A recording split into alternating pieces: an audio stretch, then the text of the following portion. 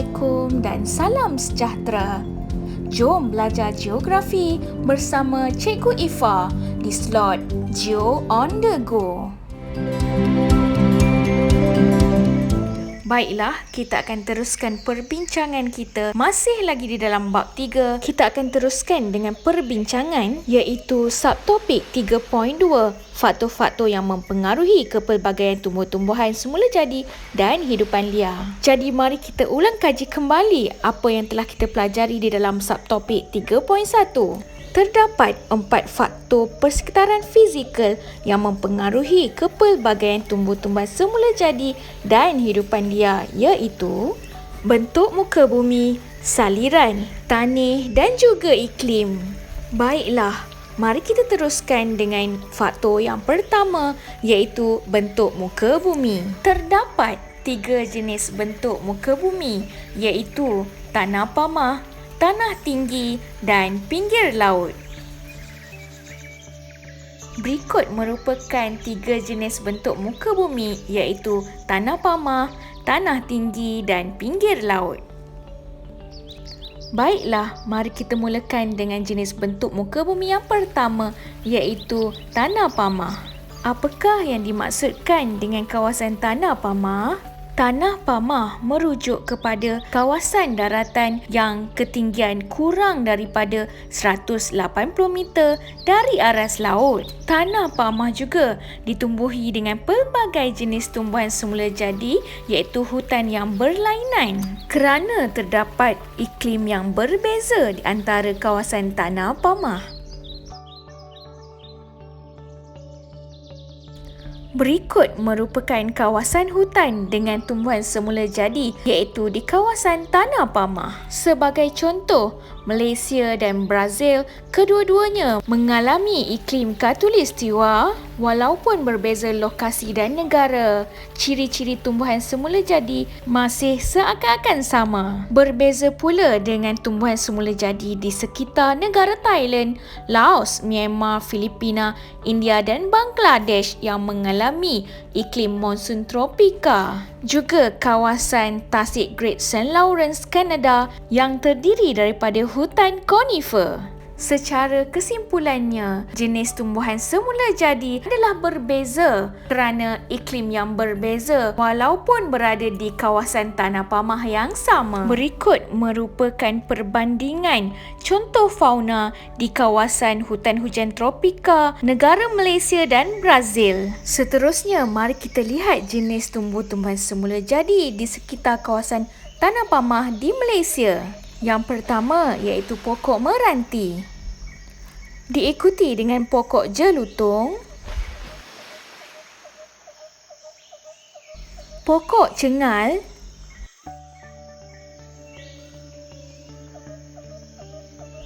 pokok merbau,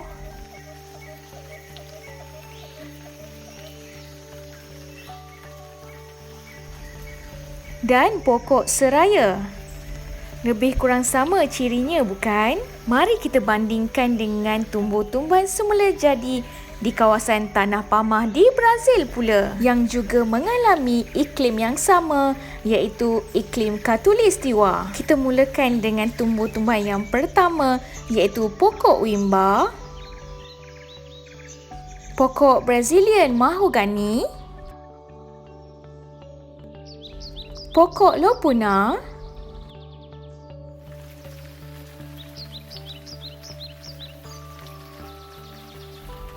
pokok ficus dan pokok getah.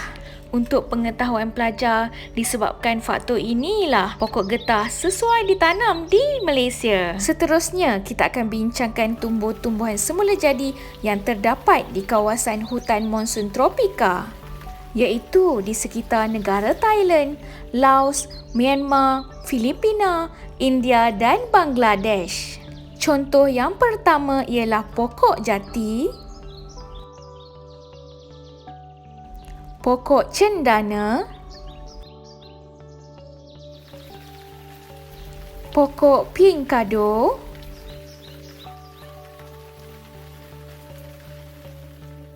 pokok mahogany,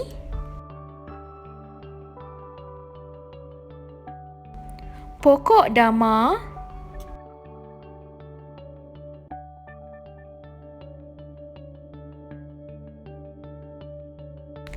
pokok teak dan pokok sal. Seterusnya merupakan hidupan liar yang terdapat di kawasan Tanah Pamah sekitar negara Brazil, iaitu puma dan jaguar, anaconda dan ikan piranha.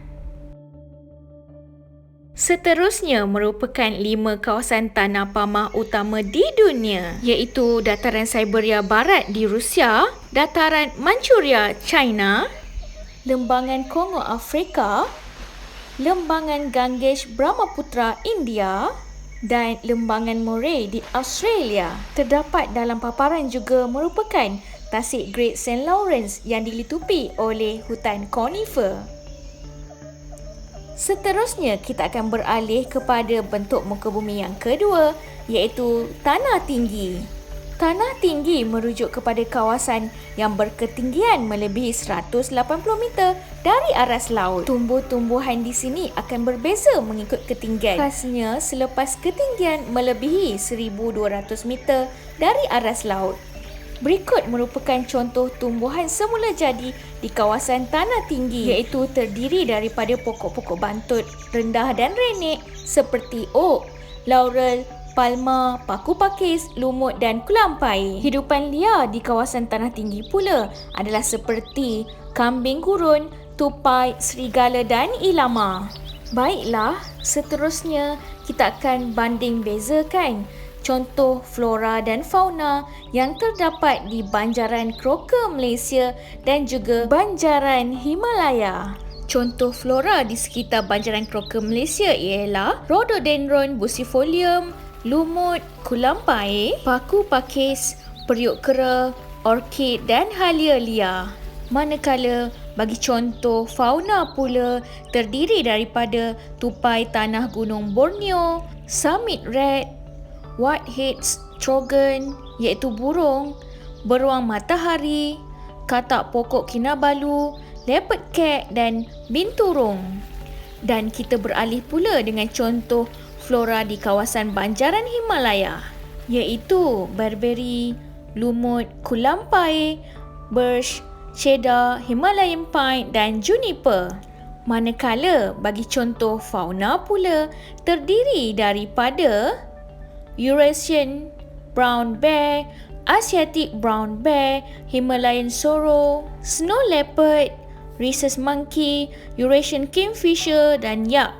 Dan untuk bentuk muka bumi yang terakhir, iaitu yang ketiga, mari kita bincangkan, iaitu kawasan pinggir laut. Keadaan pinggir laut yang berlainan juga membawakan kelainan ciri-ciri tumbuhan semula jadi di sini. Sebagai contoh, kawasan pinggir laut yang berpasir iaitu hutan pantai mempunyai tumbuh-tumbuhan semula jadi seperti pokok kelapa, pokok ru, mengkuang laut, cemerlang laut dan pokok menjala seperti tapak kuda. Berbeza pula dengan kawasan pinggir laut yang berlumpur dan ditenggelami air masin, iaitu terdiri daripada hutan paya bakau yang secara hampir keseluruhannya terdiri daripada pokok bakau. Dan yang terakhir, contoh hidupan liar di kawasan pinggir laut adalah seperti ular, siput, ketam, anjing laut dan umang-umang.